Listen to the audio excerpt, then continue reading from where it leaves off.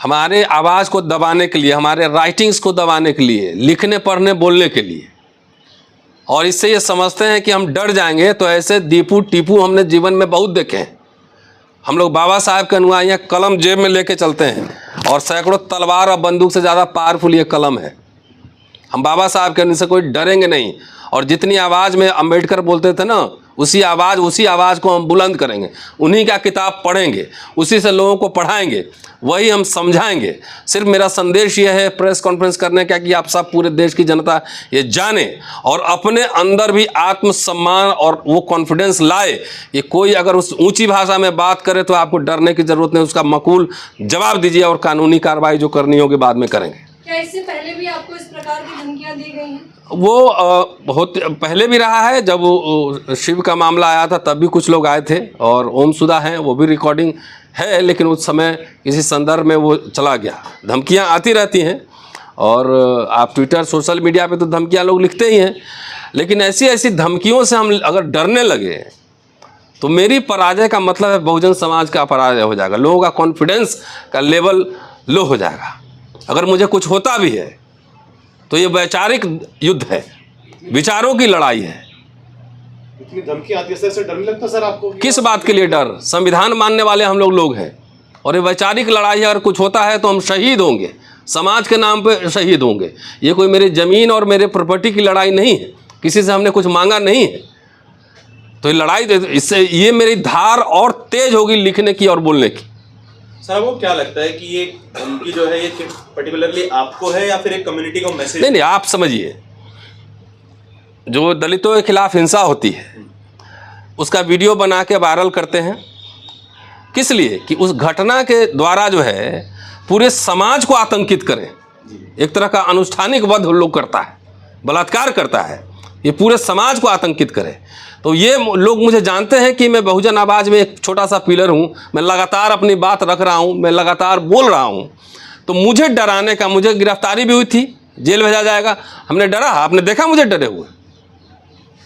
कि मेरे डरने का मतलब है, मेरे झुकने का मतलब है कि वो समझ जाएंगे कि जब इनको झुका सकते हैं, डरा सकते हैं, तो बाकी की क्या औकात है कि बाकी पूरे समाज को, पूरे जमात को ये डरा देंगे। इसलिए मैं डरता नहीं।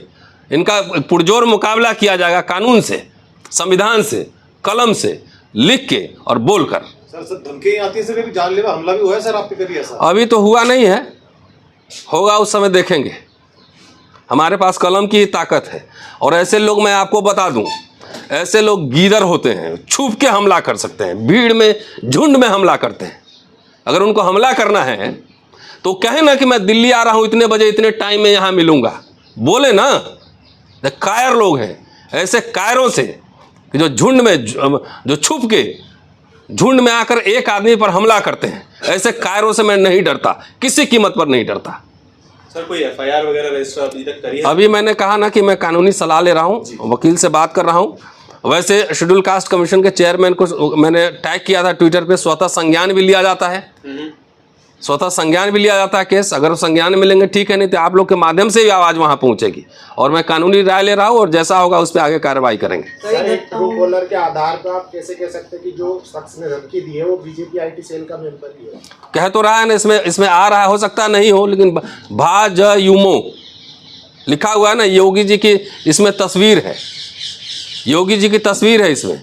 हो सकता है कि जानबूझ के बीजेपी को इन्वॉल्व तो नहीं, इंक्वायरी करें ना भाई। ट्रू इंक्वायरी मेरा काम नहीं है ना, उनके ट्रू कॉलर पे जो आ रहा है वही मैंने आपको बताया। तो ये पुलिस का काम है इंक्वायरी करना ना। कई घटनाओं में देखा सर भाजपा का कनेक्शन आ जाता है, क्या लगता है कि आपके में भाजपा का कनेक्शन हो सकता है? वहाँ कन्हैया लाल का जो मर्डर हुआ उसमें जो मौलाना जो था एक्यूज, किसका कनेक्शन निकला आखिर? ये तो साफ इसके ट्रू कॉलर में लिखा हुआ है, दीपू सिंह। उसके फेसबुक पे जाके देखिए, आपको सारा डिटेल्स मिल जाएगा। बाराबंकी का रहने वाला है। क्या चीज आपने लिखा था ट्विटर पर जिसकी वजह से वो जिक्र कर रहा है? पता नहीं क्या लिखा था, वो एक बार लिखा था तो हमने कहा ना कि मुकदमा करो, कोर्ट में जाओ। कुछ भी लिखा है तो आप कोर्ट जाइए ना, थाने में जाइए। हम तो रोज लिखते रहते हैं कुछ ना कुछ। तो क्या आप कहेंगे कि हम ही सरकार हैं, मार देंगे, ये बोलेंगे? तो आप ही सरकार हो तो दिल्ली में आ जाओ, केंद्रीय सरकार बन जाओ ना, फिर आ जाओ, देखते हैं फिर। कि डर जाएंगे, झुक जाएंगे तो हमारा पूरा समाज का मनोबल टूट जाएगा। ऐसे मैंने सुनाया इसमें आपको, इसमें मैंने कोई भी अनपार्लियामेंट्री शब्द का इस्तेमाल किया है। बोला कि मेरा बाप है, तो बोले वो मेरे बेटे के समान है, इसलिए कहा कि तेरा बाप हूं मैं। और वही साबित करना चाहता है कि धमका के मुझे जो है ना वो चौड़ा होकर घूमे।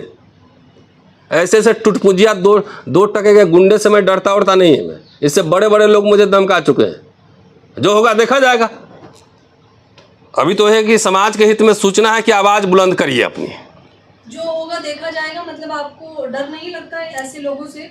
तो डर लगता तो यहाँ बैठ के प्रेस कॉन्फ्रेंस करते रहते, आपको रिकॉर्डिंग सुनाते रहते। क्या होगा? मैंने कब्रिस्तान में उन लोगों की लाशें भी देखी हैं जिन्होंने कभी संघर्ष इसलिए नहीं किया कि कहीं वे मारे न जाएं। कोई अमर होने तो आया नहीं। जब 50 साल, इतनी 35 साल से जब लिख पढ़ बोल रहा हूँ, तो आज किसी के डर से अंबेडकर की राइटिंग्स मैंने छापी है, शिव पुराण मैंने छापा है, विष्णु पुराण मैंने छापा है, मत्स्य पुराण मैंने छापा है। पेरियार की राइटिंग्स को भारत सरकार बैन करे, अंबेडकर की राइटिंग्स को सरकारें बैन करें ना, क्यों नहीं करता? गीता प्रेस को बैन करे ना, सारा तो वही छाप रहा है। दुर्गा सप्तशती और शिव पुराण और विष्णु क्यों नहीं बैन करता उसको? सारे लिटरेचर फिर इनकी सरकार है और ऐसा चाहते हैं कि तो सारे लिटरेचर पढ़ना लिखना यूनिवर्सिटी बंद कर देना। फिर मैंने थोड़ा ही छापा है, उन्होंने गीता प्रेस ने जो छापा वो पढ़ के सुनाऊंगा, बंच ऑफ थॉट पढ़ के सुनाऊंगा। और इस पे कोई धमकी मुझे देगा तो उससे मैं डरने वाला थोड़ी हूँ। अभी तक पुलिस की कार्रवाई को आप किस नजरिए से देखते हैं? अभी तक तो कुछ हुआ नहीं, मेरे पास कोई इन्फॉर्मेशन या मैंने कोई एकदम जो है लिखित शिकायत अभी कहीं नहीं दी है। अभी मैं कानूनी सलाह ले रहा हूँ। इसी से जुड़ा हुआ सवाल है, अगर मान लिया जाए कि वो बीजेपी के मेंबर भी हैं, ऐसे में जब आजकल जो है जो रेप के बलात्कार के दोषी हैं उनको छोड़ दिया जा रहा है, ऐसे में क्या लगता है आपको इंसाफ मिलेगा? देखिए, हमारा काम संघर्ष करना है, मिलेगा नहीं मिलेगा लेकिन संघर्ष जारी रहेगा। और मैं बहुत आशावादी हूँ, बहुत आशावादी हूँ कि छोड़ दिया गया इसका मतलब कि भारत में कोई जनता, कोई किसान, कोई मजदूर, कोई दलित, कोई आदिवासी संघर्ष ही ना करे। ये तो कोई लॉजिक नहीं हुआ। तब तो ये आतंक का राज हो जाएगा। अगर ऐसी राज व्यवस्था है तो राज व्यवस्था के ऊपर भी सवाल खड़े करेंगे। तो आप ये कहना चाहते हैं कि आपकी न्यायपालिका पर इतना भरोसा है कि अनफॉर्चुनेटली अगर आपको कुछ हो जाता है तो लोग आपके हित में खड़े होंगे या न्याय के लिए खड़े होंगे? देखिए, मैं नहीं जानता कि कौन, मैं भविष्यवाणी नहीं देता, मैं कोई भविष्यवाणी देने वाला नहीं हूँ, कथावाचक नहीं हूँ। मैं अपने हिस्से का काम कर रहा हूँ और लगातार ये आवाज़ इसलिए बुलंद कर रहा हूँ कि जो डरे हुए समाज, दबे हुए समाज, तुम्हारे पास खोने के लिए कुछ नहीं है, आत्मसम्मान और स्वाभिमान के अलावा कुछ नहीं है तुम्हारे पास खोने के लिए। इसलिए ऐसे आतंकवादियों, ऐसे आतताइयों के खिलाफ सीना चौड़ा करके खड़े हो। ये डरपोक कायर लोग हैं, खड़े हो, ये कॉन्फिडेंस बिल्डअप करना है।